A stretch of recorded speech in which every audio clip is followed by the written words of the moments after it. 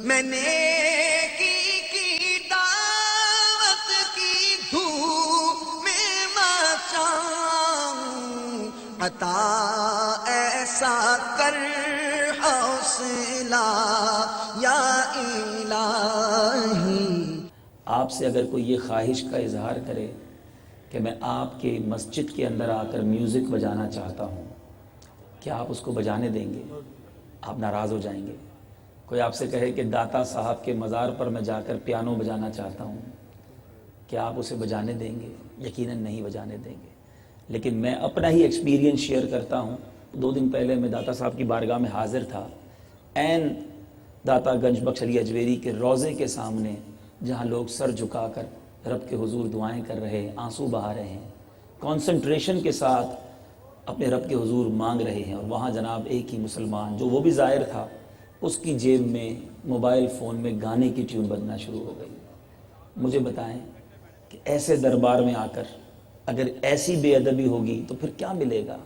اور یہ تو صرف داتا صاحب کی بات ہے جو مکے مدینے جاتے رہتے ہیں، طواف کے دوران بھی لوگوں کے موبائل میوزیکل ٹیون کے ساتھ بجتے ہیں، جہاں ایک گناہ 1,00,000 گناہ ہے۔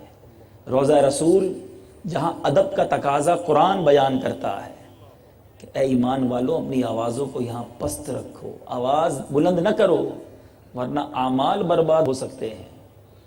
اب ایسی جگہ پر جا کر اپنے موبائل فون میں کوئی میوزیکل ٹیون بجائے تو ایسا موبائل ہی نہیں چاہیے ہمیں کہ جو ہمارے اعمال برباد کروا دے، ہمیں بے ادبوں کی فہرست میں لکھوا دے۔ کیا موبائل میں سادہ ٹیونز نہیں؟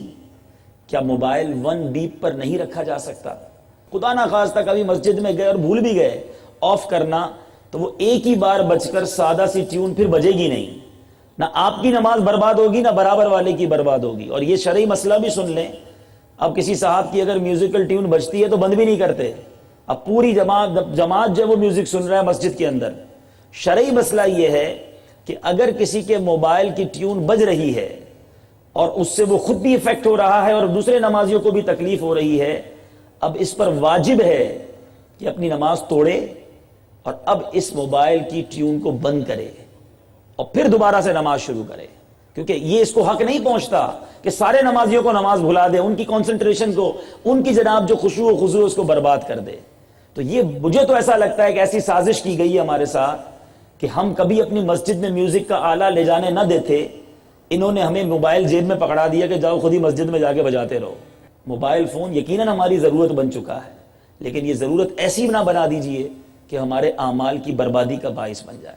میں نے کی دعوت کی دھوم میں مچاؤں، عطا ایسا کر حوصلہ یا